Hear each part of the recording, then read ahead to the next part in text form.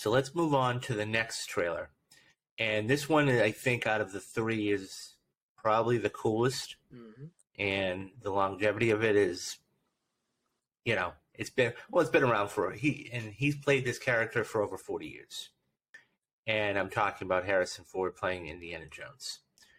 So we all knew that there was going to be another Indiana Jones movie out. And it's going to be, what have you done for me lately? Or whatever. So yesterday, the trailer drops. Indiana Jones 5, the end of June next year. What did you think? I know we've talked about it a couple times, but when you first saw it, like visually, what did you think? I loved this trailer, David. I remember when it first dropped, I watched it, I think, at least 3 times. And I remember you were on a Spaces with me, and I even told you, watch the trailer. You went and watched it, came back, and I think to me, as we were talking about, like, Kingdom of the Crystal Skull was my, like, introduction to Indiana Jones. Not the first, I watched the movies before I saw Kingdom of the Crystal Skull, but, like, that era of time, that was when I was really growing up with Indiana Jones.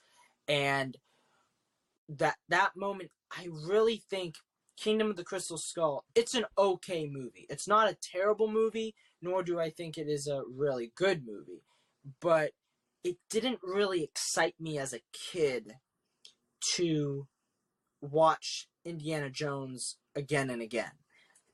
Unlike Star Wars, where I've, seen the Star Wars movie so many times that I feel like Indiana Jones kind of just faded away for a bit. And the people that were talking about Indiana Jones were the people that really grew up with the 80s Indiana Jones movies, not, the Kingdom of the Crystal Skull. Here, it's finally great to see in this trailer. It looks like they're finally giving Harrison Ford and Indiana Jones the best, like, swan song, because he said it's his final outing as Indiana Jones. And it's directed by James Mangold, director of Logan, Ford v Ferrari, and one of my personal favorites, 3:10 to Yuma.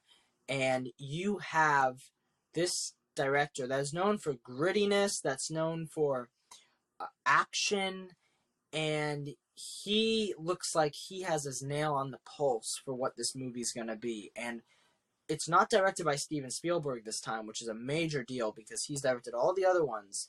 And it's going to be interesting to see how a new director fits with Indiana Jones. But I think it's in good hands. And I think, and we'll get into this, the de-aging technology they have in this trailer on Harrison Ford. It's said to be a flashback sequence, but there are multiple shots in this trailer with him wearing multiple outfits, with him being de-aged. So I have a theory that this de-aging that we're hearing about Indiana Jones is going to play a bigger part into this movie than we think, because I think that it's going to be more than just a flashback. I think that time travel will be involved, and I think that there's a chance present-day Indiana Jones, or the older version of Indiana Jones, will meet his younger self. So what do you think, Dave? I was just thinking of the scene in Avengers Endgame. So they're all about, they're testing it all out, and Hulk, who is the the physicist, and and they were talking about the rules of time travel, right? And the Back to the Future, yeah, exactly. So it's really interesting. That's a fascinating theory. So I think that would be really, really cool. So a couple things that I noticed off the top. Number one, visually. And I've only seen it the once, guys. So but visually, there was some shots in there that I loved. Yeah. Like him running on the train with the gray around. You saw this. Look, anytime you can pull a silhouette shot off, whether it's in the Batman with Catwoman and Batman, or that, or even like The Departed when he's walking. The first shots you see of Jack Nicholson walking through in the silhouette. Anytime you can pull that off and it works, it works. This looks really cool. The second thing I saw or noticed was the callbacks. So we're starting to get into a trend. I don't want to say trend, but more and more films are now starting to go down the way of callbacks. With like an Endgame, you could absolutely see there were definitely callbacks, but this one is more relevant. I mean, anybody who's seen Raiders of the Lost Ark, for example, the boulder comes smashing down. Okay, the last shot or the last 5 seconds. Well, who are you? I'm her grandfather, and he pulls the whip out. Of course, another callback to Raiders of the Lost Ark, when the guy's got the sword, and and he just pulls out the gun and shoots him. It's the same premise, okay? Except this time, all the guns are pointed at, right? So they have to escape. There's, yeah, I think there's enough callbacks in there that and once again, we're talking about nostalgia. Anytime you can do nostalgia in a trailer, I mean, all we got to do is take a look at Top Gun Maverick, okay? That first trailer, it showed what a good trailer can be, whether it was Tom Cruise racing down the runway, whether it was the volleyball scene or the football scene in that case, or, Goose's son doing Great Balls of Fire. It worked. And, of course, that made $1.5 billion. Now, I'm not saying this one is going to, but when you have that kind of nostalgic feel to it, I think this is what they want to do. And it didn't give too much of the plot away, right? So, to your point about the de-aging, I think that, and I said this in a space today, and you were in there and joined me, that, look, if the story is good and it's written well and the action is good, I don't care about that. The reason why de-aging is more prevalent now is because you've had films like a Rogue One, okay, where they use the CG character. You had The Irishman, which was a $150 million film, which, by the way, Netflix gave them free reign. They said, go to, with Scorsese, you can go to town. And that had to be done, okay? Or, you have this. This is the new thing right now. This is the new technology. So I think everybody's going to jump on it. As we get closer and closer and closer to the release, I think people are going to forget about it. And so David, a lot of people have yeah. voiced their concerns over like de-aging and what it could mean for like the future of the industry. At least in the case of this movie, I really accept it because there are two parts to this. One, Harrison Ford is alive and well, and he's a part of this movie. It's not like he's not a part of this movie and they're just de-aging him. So he's like, and he's also like, old enough in the movie, so he's playing both his older self and he's playing his younger self. So it's not like he's, playing his de-aged self the whole time. Also, the thing that I also really like about this is it's new. It's like, I can't think of a single movie. Like, there's Gemini Man. That's a good example. That was horrible. I know, but like, as a movie, it was horrible. But I totally understand where you're getting at with the at least process. in concept, it is different.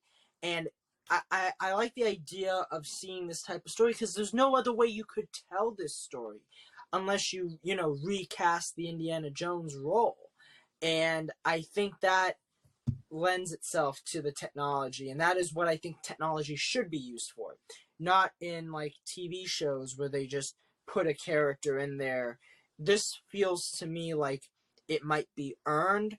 It all depends on how good this movie is. Right now, what I like about the trailer is it looks fun, and the Crystal Skull trailer looked fun too. So you can't really judge it by a trailer, but at least what I'm seeing, the trailer looks like a lot of fun. Has a lot of good actors in it, from Mads Mikkelsen playing the villain Nazi. And he's red hot right now. Yeah, he's red hot right now. To Phoebe Waller-Bridge, she is also getting really hot right now, and she is going to be his goddaughter, Indy's goddaughter, and we don't know exactly who her character is, what her story is in this, but it looks like it's going to be really good. And then what's really interesting about the film, too, is they're bringing back an iconic character in Sala from the original Raiders of the Lost Ark. He was also in Last Crusade. Jonathan Rhys-Meyers, or John, I think it's John Rhys-Meyers. he is coming back to play this iconic character. And I'm looking forward to it. I really want to see how they end this, as India's last film, because I hope he doesn't die. Like, I really, really hope. Well, and I asked that to Dimitri, who was in the space with us, and he was actually leading it. I said, let me ask you guys a question. Do you think, I mean, because look, and I get it, there was a lot of different things with the Bond movie, No Time to Die, and whatever else. But I said, do you think they'd ever kill Indy off? And he said to me that if they did it, it should be in a respectable, dignified manner. That he's, going out trying to do something, or it's self-serving, or he sacrifices himself in some nature to save the world, let's say. That's completely fine. Look, I think fans would not like it, but they would understand it, and there's a difference. So, but I hope not. The thing I will say but, that I do fear that it's like I fear that a lot of people today want to tell these stories of the last ride as their death, and to me, I don't think every character needs to have that happen. Like, James Bond, Iron Man, even I can't think of the last one, but there was another one that died recently where it's at this point where it's like, why can't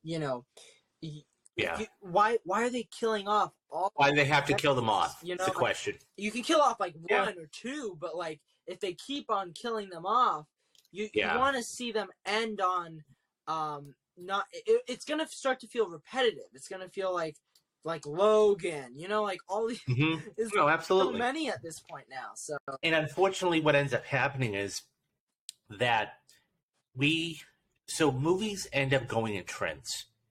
Whatever the great trend is of the thing, whether it was boxing 15, 20 years ago, or whatever it is. I mean, right now it's de-aging, characters, or whether it's killing characters off. So I think they're trying to get in the fold of that. Whether they do it or not, that's yet to be seen. Once again, I think that last thing I'll say is this. I think all these trailers we're talking about today, they're dropping them now, but you're going to see these in February. And you're going to see a second trailer in February, especially for the ones we're going to talk about next. And that way they can keep it in the memory bank of people and say, oh, that's coming out. Oh, that's coming out. Oh, that's coming out. Because the Super Bowl is the most watched event in the United States. Yeah. Over 150 million people watch that. And if you're paying, I don't know, it's probably going to be like $5 million.